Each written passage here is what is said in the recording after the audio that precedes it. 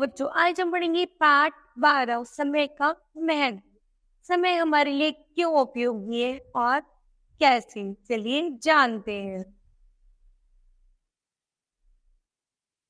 समय संसार की अमूल्य धरोहर है जो पल पल छिजती जाती है और प्रत्येक पल नए रूप में सामने आती रहती है। यह अमूल्य धरोहर सदैव नए नए परिवेश में सामने आती है। इसके स्वरूप को ही नहीं समझ पाते, वे इसके महत्व को भी नहीं समझ पाते।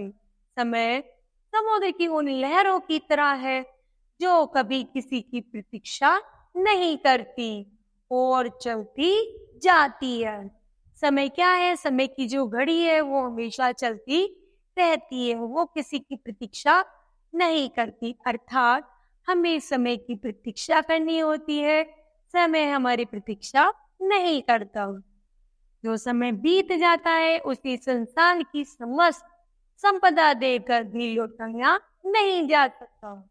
समय निरंतर गतिमान रहता है, उसे किसी भी प्रकार रोका नहीं जा सकता। हमारे जीवन में जो हमसे कभी बिछुड़ जाते हैं, उनके मिलने की निकट भविष्य में कामना तो की जा सकती है, पर जो समय बीत गया है वह कभी लौटकर नहीं आ सकता। अर्थात हम भविष्य में किसी से मिलना चाहे तो मिल तो सकते हैं, लेकिन जो समय हमने खो दिया है वो वापस लौटकर नहीं आ सकता। समय वह पूंजी है जिसका उचित उपयोग करने से मनुष्य देवता बन जाते हैं। जो लोग समय का सार्थक उपयोग करते हैं, जीवन में सफलता उन्हें ही प्राप्त होती है।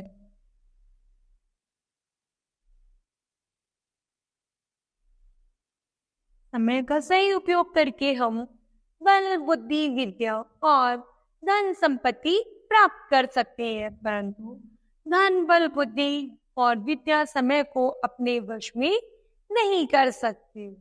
समय का मूल्य तब समझ में आता है जब समय का सदुपयोग न होने के कारण हम अपने जीवन को असफल बना लेते हैं।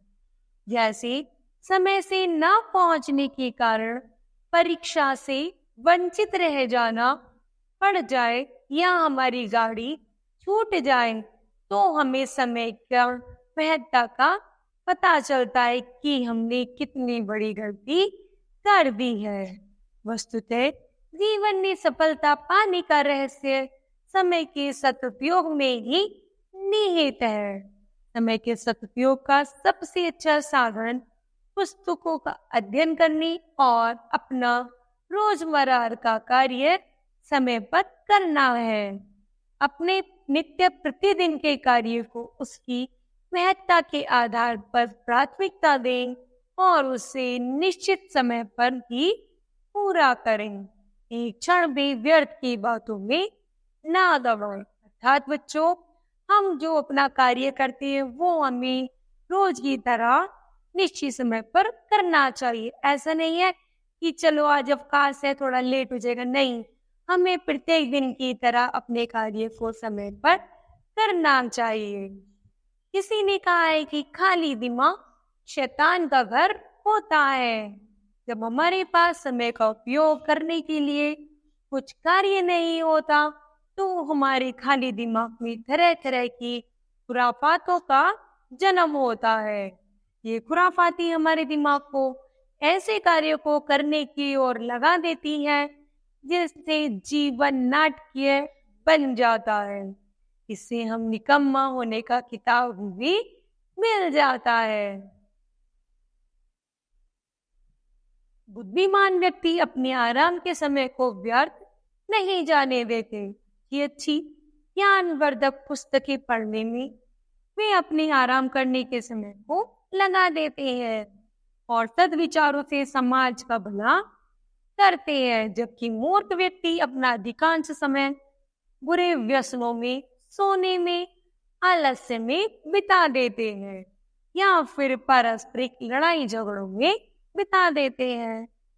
समाज में ऐसे लोग हे दृष्टि से देखे जाते हैं जो विद्यार्थी समय का सदुपयोग करके अध्ययन में अपना समय बिताते हैं, वे परीक्षा में प्रथम श्रेणी प्राप्त करते हैं और सभी के प्रिय बनते हैं।